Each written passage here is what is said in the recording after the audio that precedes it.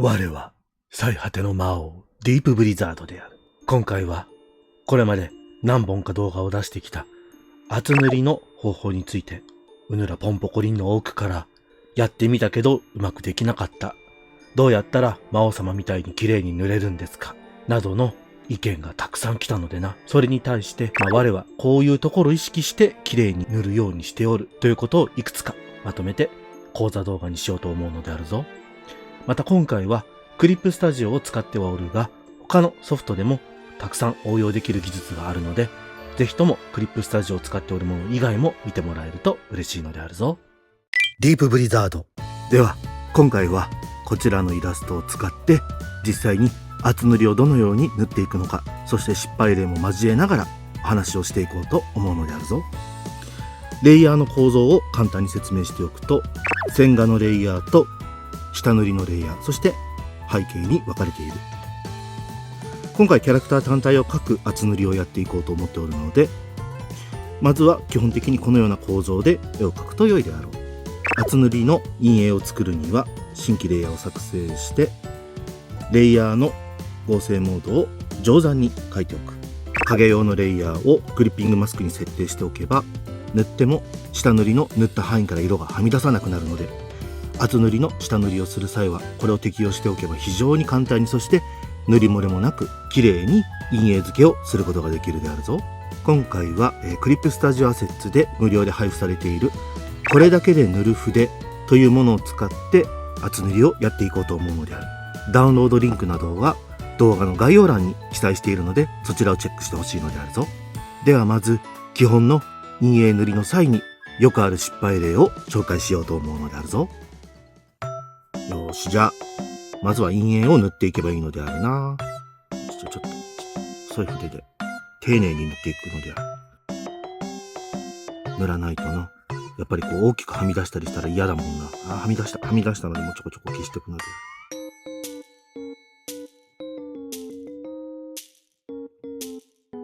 ある。でもなんか綺麗に塗れねえ。なんかムラムラしてて、なんかあんまりおしゃれじゃねえのであるな。これどうしたらいい？まあでもこうやってやっていくしかねえもんな。もうなんか陰影が綺麗に塗れねえのである。めんどくせえのである。厚塗りってやっぱ楽しくねえのである。よく厚塗り初心者の方がこれまでのペンやブラシで塗るような塗り方で塗っていると、このように水彩ブラシ特有の細かな色のムラを重ねて塗りすぎて綺麗な塗りの目になっていないということがよくあります。厚塗りはまず大胆に塗って、そこから大まかに陰影を削って調整をしていくという、塗って削っていく塗り方が綺麗にできる方法だと我は思っておるので、その方法を紹介したいと思うのであるぞ。まずはかなり大きめのサイズ、今回だと 20mm 約200ピクセルのブラシを用意して、影のある位置にざっくりと陰影を置いていこうと思うのであるぞ。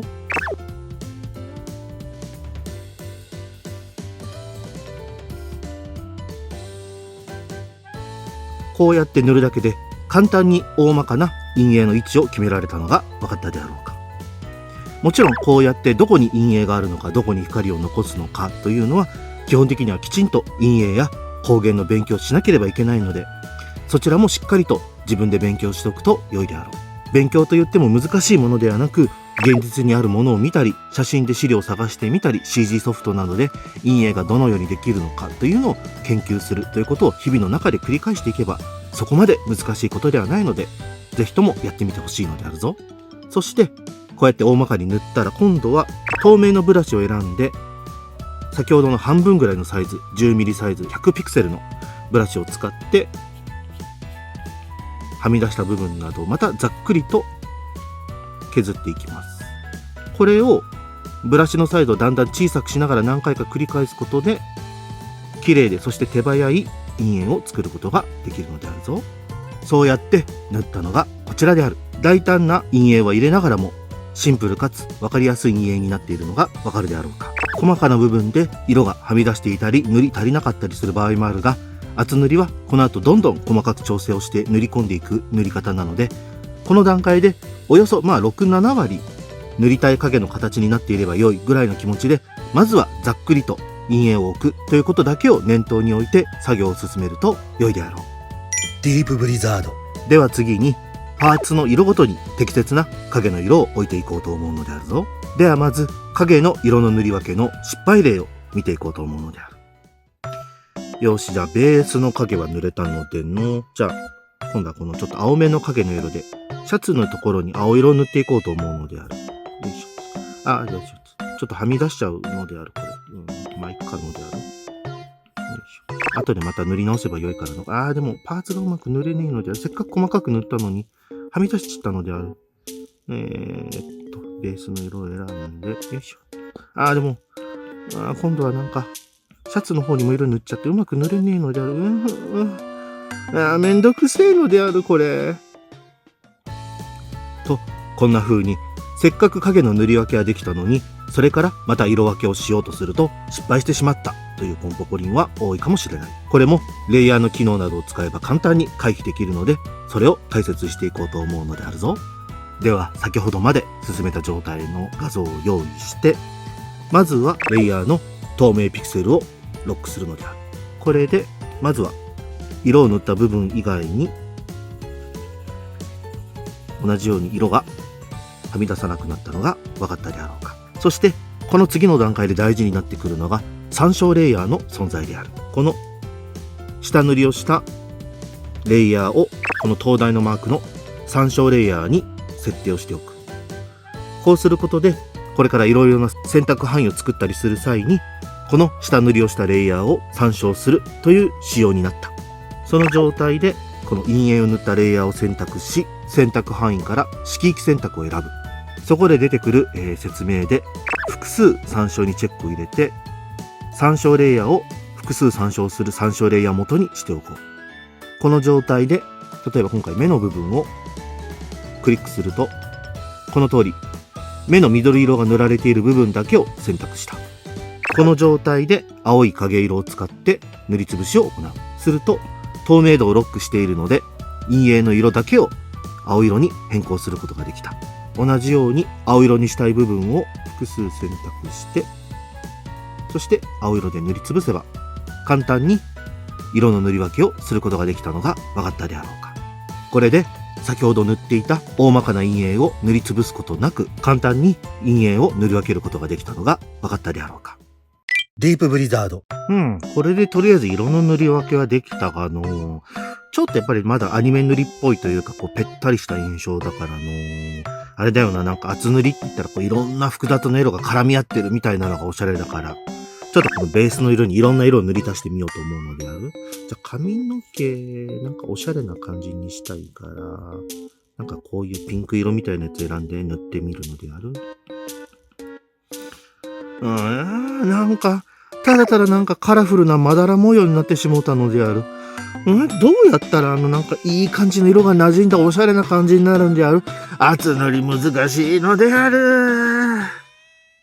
と、こんな風に色に深みを出そうとして失敗をしたというものは多いかもしれないの。どうやれば陰影の深みを出しながら元の色を保つことができるのかということをお教えしていこうと思うのであるぞ。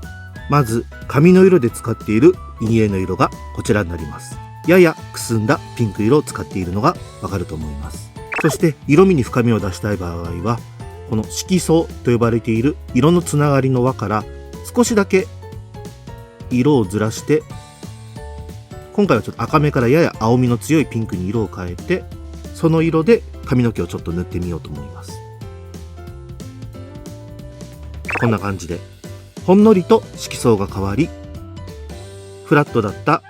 髪の毛の陰影に少し色味がついたのが分かったでしょうか。同じように服の影色の場合は、今度はもう少しピンク寄りの紫に変更して、少し明度を濃くして、いわゆる二影と呼ばれているもう一段階濃い影を描き込んでいきましょう。こうすることでより絵の立体感や深みが出てくるのがわかるでしょうか。ただ二影はやりすぎるとちょっとしつこい画風になってしまうので、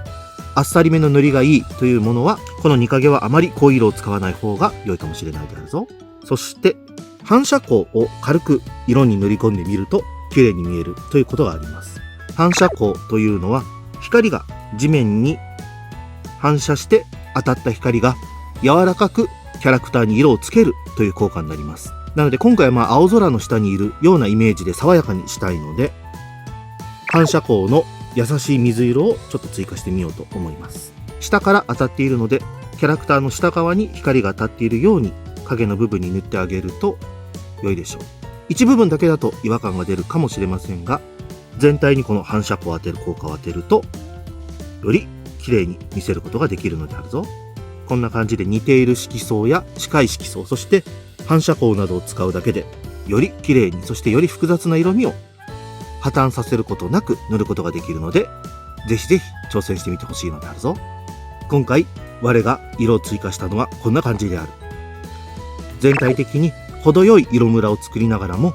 陰影のバランスや影の形など、そして反射光や似影などを程よく追加しているのがわかるであろうか。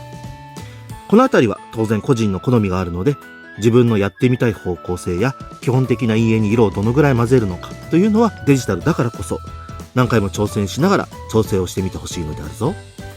ディープブリザード。では、ここから厚塗りの醍醐味である色を塗り込んでいく作業をしていこうと思うのであるが、まずはその際によくある失敗例を紹介しようと思うのであるぞ。よしよし、じゃあここから塗り込んでいくので、新規レイヤーを作成して、そして色をオプションキーもしくはオルトキーを押しながらスポイトして、で、この色でこうやって線画を塗りつぶしながら塗っていけばいいんであるな。あ、簡単簡単。で、形をこう整えると。はいはい。よっしゃ、これで、ちょっと塗りを進めていこうのである。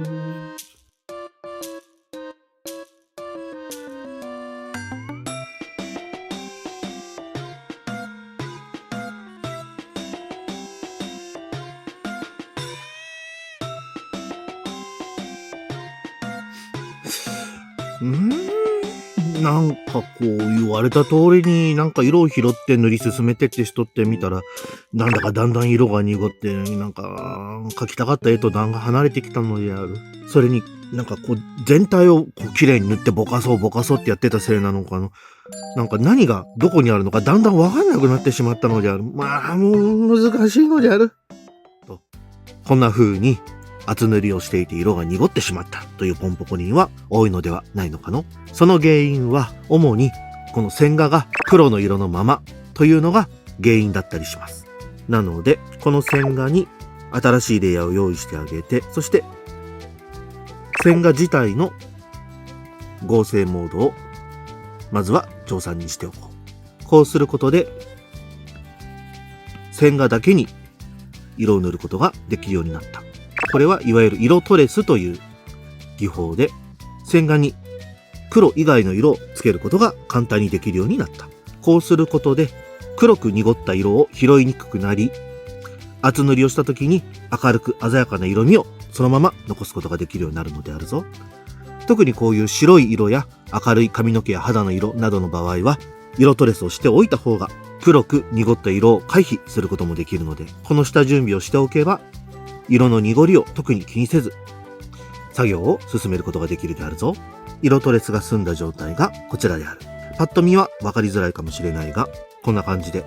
色をつける前つける後で明るく色味のある印象になったのが分かったであろうか。クリッピングマスクを外してみると、こんな感じで色を塗っているのが分かるであろう。これで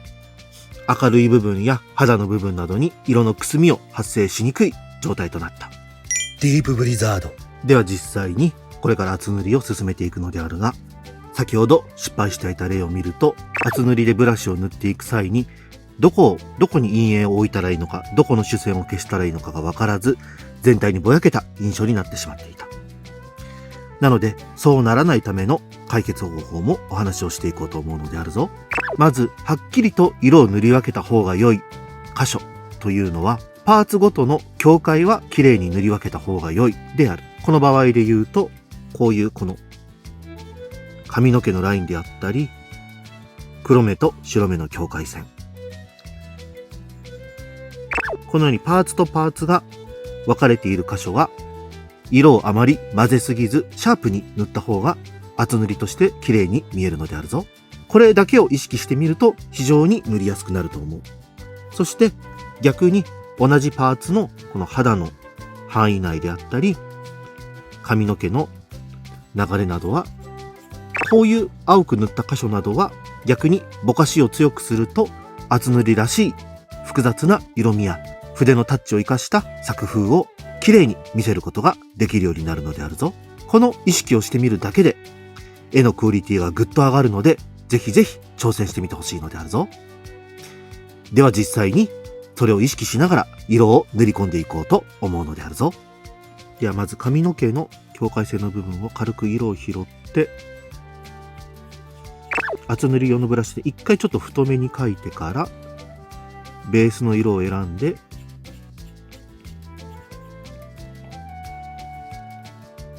ペンのシャープなタッチから厚塗りのタッチになるように意識をして色を塗り込んでいく。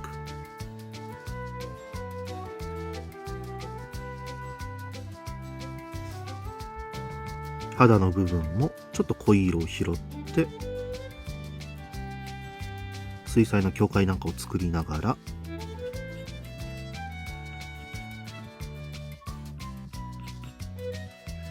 色を塗り込んでいこう。基本的にはこの作業を繰り返していけば、シャープな部分と柔らかな部分を使い分けながら、この作業を繰り返していけば、綺麗に、そしてしっかりとパーツの分かれた印象になる厚塗りを描くことができるのであるぞ。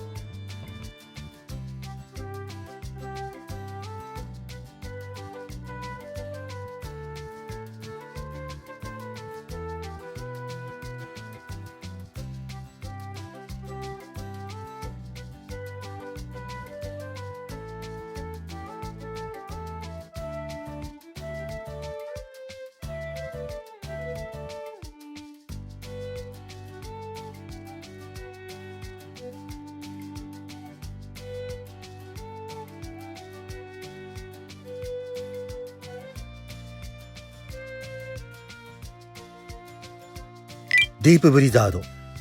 これでひとまず厚塗りの塗り込みの完成である。一つのレイヤーで、これまでの上に重ねてきたレイヤーの上から色を塗り込んできたのであるけれども、こんな感じでもうレイヤーをつけて外してみるだけで、だいぶ色や全体の質感を整えているのがわかるであろうか。我の場合は、この色トレスが済んだ状態からこの塗り込みをするまでに、このキャラクター単体の場合だと今回は2時間かかったのであったけれども、厚塗りは本当に時間をかければかけるだけ、この塗り込みをすればするだけ質感を高めることができるので、最初の塗り始めなんかはこれで大丈夫かなと不安になることが多いかもしれないが、自信を持って時間をかければ良いものになると焦らずに書き込んでいってほしいのであるぞ。では、仕上げの工程としてハイライトを追加していこう。そう、実はこの塗り込みの工程というのは影を書き込んでいくだけであって、ハイライト、つまり明るい部分は書いていなかった。わかりやすいところで言うと、目のハイライトであったり、髪の毛のツヤの部分であったりというのは実は書き込まれていない。もちろんこの書き込みながらハイライト足していっても良いのだが、ハイライトの色をまたこの画面に追加することで、より色が混ざって濁りやすくなってしまうので、我はハイライトは別の工程として分けておるのである。なので、この書き込んだレイヤーの上に新規のラスターレイヤーを用意して、ここからハイライトを書き込んでいこうと思うのである。やり方自体はこれまでと同じ厚塗り用の筆を使って、こんな感じでキャラクターにハイライト、明るい部分を足していくのであるぞ。別のレイヤーで作業しているので、こんな風に塗り間違ってしまっても、下のレイヤーには影響は出ないので、安心してハイライトだけをきれいに書き込んでいこう。